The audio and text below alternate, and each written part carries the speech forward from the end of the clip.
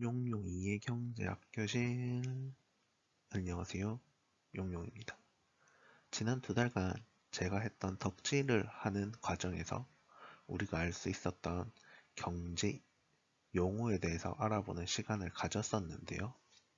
그래서 제가 좋아하는 에스파나 서태지, 부업, 레드벨벳 혹은 좋아했던 운동선수들에 대한 이야기를 많이 했었던 것 같아요.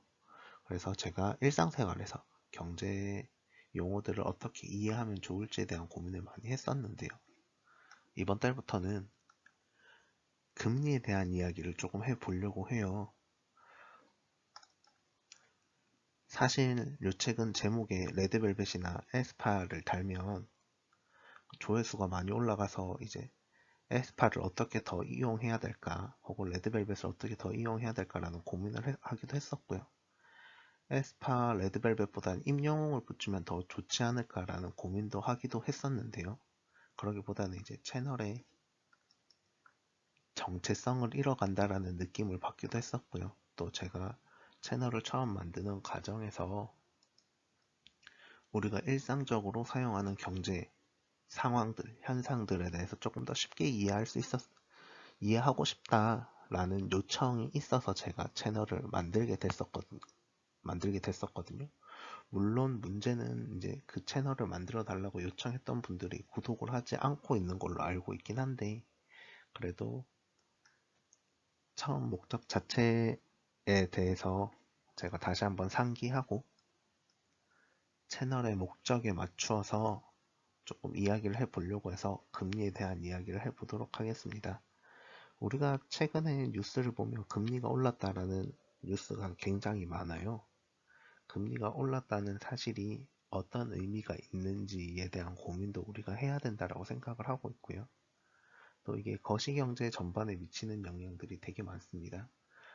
이제 우리가 앞에서 했었던 다양한 이야기 중에서 경제 주체들이 있잖아요. 경제 주체들이 이 금리의 영향을 많이 받거든요. 특히 가계 같은 경우에는 저축을 하는 과정에서 아무래도 금리의 영향을 받을 거고요. 기업들은 투자를 하는 과정에서 금리의 영향을 받게 될 거잖아요. 이러한 상황 속에서 우리가 뉴스를 보면 금리가 어떻게 되었다, 특히 기준금리가 정해지는 날이 있죠. 우리나라에서는 금통위가 열리는 날이고요. 또 미국에서는 FOMC가 열리는 날인데, 그런 날이면 항상 속보로 기준금리가 어떻게 됐다, 인상이 되었다, 동결이 되었다, 혹은 인하가 되었다 라는 뉴스들이 계속해서 나오고 있고요. 또 우리가 최근에 경험했었던 코로나 상황에서도 금리가 되게 빠르게 내려갔었거든요. 그래서 제로 금리라는 이해할 수 없는 상황이 발생하기도 했었습니다. 그래서 우리가 이제 금리에 대해서 조금 구체적으로 알아보도록 하는 시간을 가져보면 좋지 않을까라고 생각을 해서 금리를 주제로 잡게 되었고요. 그럼 금리에 대해서 알아보도록 하겠습니다. 우선 어원을 알아야 된다라고 생각을 해요. 금리가 무엇인지, 어떤 말에서 나왔는지에 대해서 알아야 된다라고 생각을 하는데요. 2가지를 가져왔습니다. 일단 한자를 가져왔고요. 그 다음 영어를 가져왔습니다. 왼쪽에 보이는 글자는 이자라는 뜻을 가지고 있고요. 이자라 함은 우리가 어떤 것을 빌렸을 때에 대한 가격이라고 생각하시면 되는데요. 금리라는 것은 이자라는 말에서 나오게 되었거든요. 그래서 금리라는 말은 금에 대한 이자다라고 이해를 하시면 좋을 것 같고요. 또 영어로 봤을 때도 interest가 이자고요. 여기에 대해서 이제 비율이라는 뜻을 붙은 rate가 붙으면 interest rate가 되는데, 이걸 이제 이자율이라고 해석하기도 하고요. 번역을 이자율로 하기도 하고, 혹은 금리라고도 이야기를 하고 있습니다. 물론 저희가 이제 공부하는 과정에서 이제 금리라는 거를 나타낼 때는 R로 많이 나타내거든요. 영어로. 수식어로 R로 많이 나타내고 레이트에 좀 더 집중하고 있는 모습이 있긴 한데, 인터레스트 레이트에서 나왔다라고 해서 이게 이자율 혹은 이자율이 곧 금리가 되는 모습을 볼 수 있습니다. 그래서 금리라는 말 자체는 이제 이자라는 말에서 나오게 되었다라고 이해를 하시면 좋을 것 같습니다. 그래서 금리란 무엇이냐라고 하면 금에 대한 이자라고 이해를 하시면 제일 간편할 것 같고요. 우리가 어떤 물건을 대해서 물건을 구매하는 과정에서 그에 대한 대가를 지불하게 되어 있잖아요.